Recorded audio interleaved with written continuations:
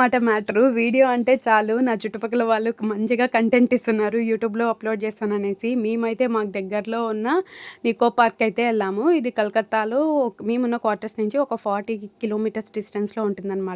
First అయితే ఇక్కడ మంచిగా ఫోటోస్ అయితే దిగేసాము. నికో పార్క్ చాలా చాలా పెద్దదిది. ఎక్స్‌ప్లోర్ చేయడానికి 24 అవర్స్ టైం వస్తే అస్సలు సరిపోదు. ఎంజాయ్ చేయడానికి కూడా. ఇంకా మంచిగా హార్స్ రైడ్ అయితే వెళ్ళాము. రెక్కల గుర్రం పైన విహరిస్తున్నట్టు అనిపిచ్చింది. అది రియల్ గాదు.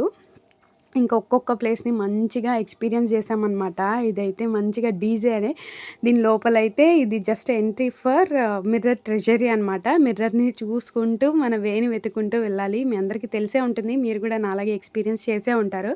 ఇక్కడైతే మేము ఒక 40 మినిట్స్ అయితే ఇరుక్కుపోయినాము. కొంచెం భయమేసింది. వాటర్ బేస్డ్ యాక్టివిటీస్ అన్నీ ఎక్కువగా ఉంటాయి. ఫ్రెండ్స్‌తో కలిసి వెళ్తే మంచిగా ఎంజాయ్ చేయొచ్చు. దీనికి తోడు మంచి సాంగ్స్ పెట్టేసరికి అందరూ అరుస్తుంటే ఇంకా బాగా అనిపించింది ఎంజాయ్ చేయడానికి.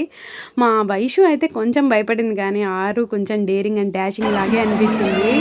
ఒక హాఫ్ అన్ అవర్ తర్వాత ఈ మాత్రం వాటర్లో కన్నా మా వైషు దిగింది. అసలు రానంటే రానని ఏడుపు.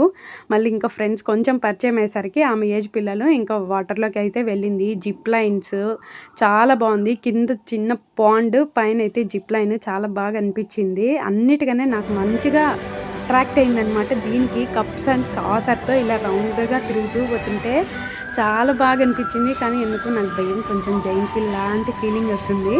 సో నేనైతే వీడియో తీసాను, మీరు వెళ్ళి ఎంజాయ్ చేయండి అని. చాలా బాగా అనిపించింది ఇదైతే. ఇంకా కొన్ని ఫొటోస్ అయితే దిగేసాము అంతే. వీడియో అట్లీస్ట్ 6 మంత్స్ కన్నా మనం ఇలా వెళ్ళాలి ఎంజాయ్ చేయడానికి. మనలో ఉన్న చిన్న పిల్లల్ని బయటకు తీయాలి. ఇంకా ఇక్కడ ఈఫిల్ టవర్ కూడా ఉంది. ప్యారిస్కి వెళ్ళాల్సిన పని లేదు. అంతే వీడియో. బాయ్.